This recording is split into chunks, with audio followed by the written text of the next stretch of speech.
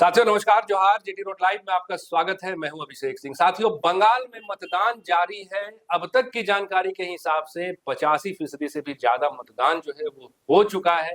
ये वही बंगाल का चुनाव है जहां पे आप देख रहे होंगे किस तरह से भारतीय जनता पार्टी ने अपना पूरा जोर, पूरा जोश, सब कुछ लगा दिया है। न सिर्फ चंपई सोरेन बल्कि इसके साथ ही साथ जो केंद्र के बड़े बड़े आला कमान के नेता हैं, चाहे वो मुख्यमंत्री, चाहे वो नरेंद्र मोदी ही क्यों नहीं हो, अमित शाह क्यों नहीं हो, हिमंता बिस्वा शर्मा क्यों नहीं हो, सब ने अपनी ताकत को झोंक दी है वहां पे। आप देखिए कितने बड़े बड़े रैलियों में कई एक बड़े बड़े वायदे जो है वो भारतीय जनता पार्टी की ओर से किए जा चुके हैं। और न सिर्फ भारतीय जनता पार्टी बल्कि आप टीएमसी को भी देखिएगा तो एक तरह से पहली बार ऐसा देखने के लिए मिल रहा है विगत 15 वर्षों के आंकड़ों को आप देख लीजिए तो कि टीएमसी में भी एक घबराहट जरूर है कि क्या वो अपनी सीटों को बचा पाएगी, क्या वो अपने सत्ता को कायम रख पाएगी। ये एक बड़ा सवाल वहां पे बन के उभर रहा है। और इसके साथ ही साथ 152 सीटों पे जो चुनाव हो रहा है, इसमें आंकड़ों को आपको बता दें कि पिछले 2021 के चुनाव में टीएमसी के द्वारा 93 सीटों पे जीत हासिल हुई थी, वहीं भाजपा के खाते में केवल 57 सीटें ही गई थी। लेकिन इस बार के आंकड़े क्या कहेंगे साथियों, ये तो जिस दिन मतों की गिनती होगी उस दिन पता चलेगा। मुद्दों पे साथियों हम आगे चर्चा करेंगे कि बंगाल में अब क्या होने जा रहा है। फ्रेम में हमारे साथ देख रहे हैं वरिष्ठ पत्रकार सरोज कंवर जी हैं। स्वागत है सर आपका। जी भाई। और इस बार क्या कोई परिवर्तन दिख रहा है सर आपको बंगाल में? देखिए, इसको कई तरह से अपन देख सकते हैं, परिभाषित कर सकते हैं जी। आप मध्य प्रदेश का चुनाव याद कीजिए, हरियाणा का चुनाव याद कीजिए, झारखंड का चुनाव याद कीजिए, महाराष्ट्र का चुनाव याद कीजिए। मध्य प्रदेश में ऐसा लग रहा था कि कांग्रेस बढ़त में है जी। और शिवराज सिंह चौहान वापसी नहीं करने वाले, यानी भाजपा की सरकार नहीं बनने वाली। ऐसा ही लग रहा था हरियाणा में कि कांग्रेस की सरकार बनने वाली। लेकिन आज के दौर में, मोदी एरा में, कहना बहुत मुश्किल है कि कौन जीत रहा है ना। इसके पीछे कारण बताए जाते हैं कि सरकारी मशीनरी का दुरुपयोग, ये आरोप लगाता है विपक्ष जी। और उसके पास कुछ तर्क होते हैं। हरियाणा के कई मामले लेकर गए लोग, मध्य प्रदेश के मामले गए, अब तक चुनाव आयोग उस पर सुनवाई नहीं किया है। ठंडे बस्ते में सारी शिकायतों को डाल देते हैं। लेकिन इसी दौर में आप याद कीजिए झारखंड चुनाव, ऐसा लग रहा था मीडिया में कि भाजपा तो जीत गई, भाजपा की सरकार झारखंड में बनने जा रही है, हेमंत सोरेन कहां गए पता नहीं। और ऐसा लग रहा था कि जो असम के मुख्यमंत्री हैं, लगता है त्यागपत्र दे देंगे और यहां वही सीएम बनने जा रहे, जबकि वो चुनाव सह पर भारी थे। मतलब इतना प्रोपेगेंडा था। बड़ा एक्सपर्ट है हर मामले में भारतीय जनता पार्टी। तो यहां भी ऐसा लग रहा था, हम जैसे लोग भी घबराते थे बोलने में कि पता नहीं हेमंत सोरेन की सरकार रहेगी कि जाएगी, इतना तगड़ा मुकाबला है। लेकिन मध्य प्रदेश वगैरह में सब लोग कह रहे थे कि कांग्रेस आ रही है, हरियाणा में कह रहे थे कांग्रेस आ रही है, बिहार में कह रहे थे कि मुकाबला है जी। अब कहां इंडिया अलायंस अटक कर रह गया। तो बोला ना, मोदी एरा में कहना बहुत मुश्किल है। और उसकी वजह वही है जो लोग विपक्ष आरोप लगाता है कि सरकारी मशीनरी का दुरुपयोग होता है।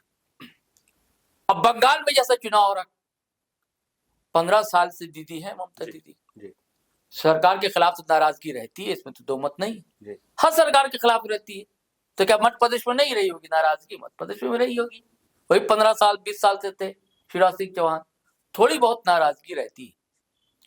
लेकिन जिसे मुख्यमंत्री नहीं, जिसे प्रधानमंत्री रेवड़ी कहते हैं, हालांकि भारतीय जनता पार्टी खुद ऐलान करती है रेवड़ी बांटने का, लेकिन जब विपक्ष पर हमला करना होता तो मोदी जी रेवड़ियां बांटते हैं, लोग ये कहते हैं।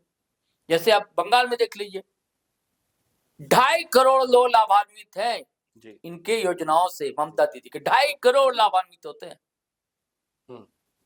तो वोट तो फ्री नहीं चला जाएगा ना वहां। और महिला उसमें सबसे ज्यादा है। अब मुस्लिम वोटर है, महिला थोड़ा बहुत इधर उधर हो सकती है, मुस्लिम इंटैक्ट है। और दूसरी बात, वहां का जो इलीट है, यानी कि सवर्ण वर्ग है, वहां पंडितों की आबादी, ब्राह्मणों की आबादी अच्छी खासी है। बंगाल में रविन्द्रनाथ टैगोर या ज्योति बसु, पहले वो सीपीएम का वोटर हुआ करता, अब वो वोटर जो है टीएमसी का। हाँ, और भाजपा ने सेंधमारी की है वहां जो ओबीसी वोटर पश्चिम बंगाल और दलित वोटर है जी। उसमें सेंधमारी की है, और उसमें बड़ी संख्या उनकी है जो मतुआ कहा जाता है। मतुआ उन्हें वहां कहा जाता है जो लोग बिहार, उत्तर प्रदेश वगैरह से गए हुए, माइग्रेटेड लोग जी। और वो उनका झुकाव जो है भारतीय जनता पार्टी की तरफ। 38% वोट मिला था, ठीक है, 77 सीटें जीती थी पिछले बार भी कह रहे थे अमित शाह साहब 200 पार, 77 पर लटक गए थे भारतीय जनता पार्टी।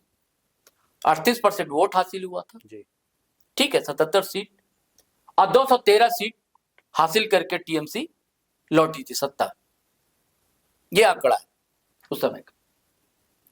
तो मतुआ वोट अभी भी है भाजपा के साथ, यानी कि ओबीसी का वोट और दलित वोट जो है और इनके साथ भी वोट बैंक कुछ इंटैक्ट है।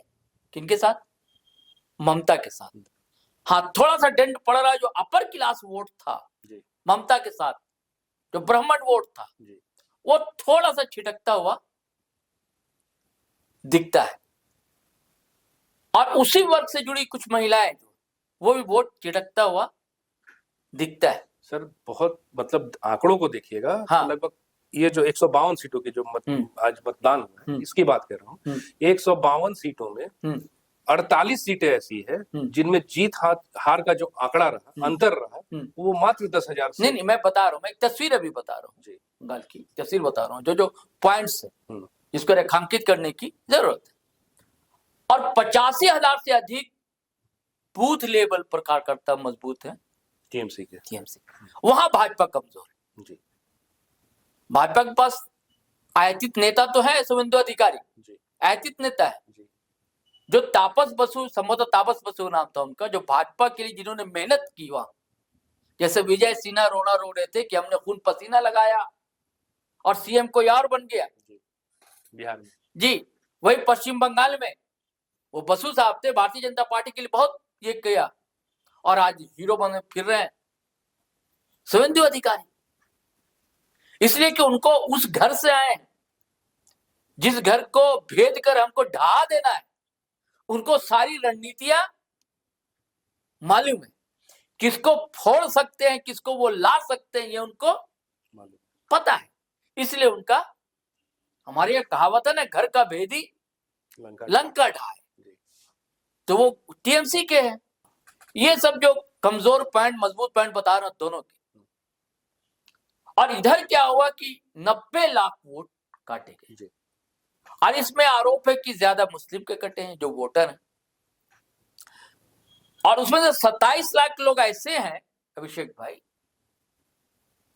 जिनमें, जैसे मेरे घर में मेरा वोटर है, मेरी मां का नहीं है, पिता का नहीं है, भैया का है तो भाभी का नहीं है।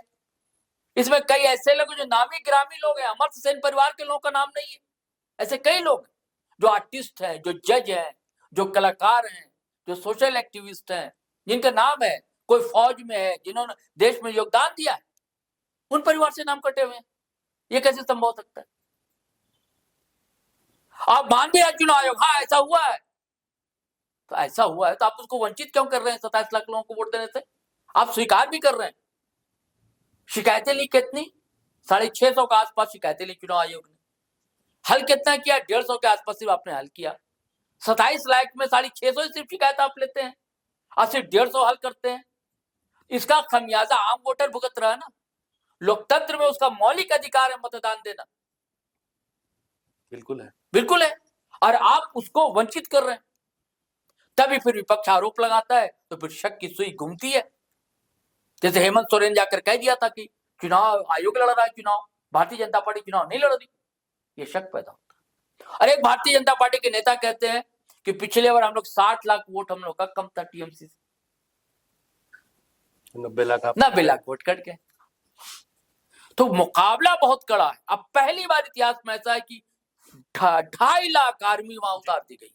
2.5 लाख, ऐसा लग रहा है कि जंग हो रहा है। हाँ, ट्रंप ने भी नहीं उतारा है अभी वहां दुबई वगैरह में, हाँ जंग हो रही ऐसा।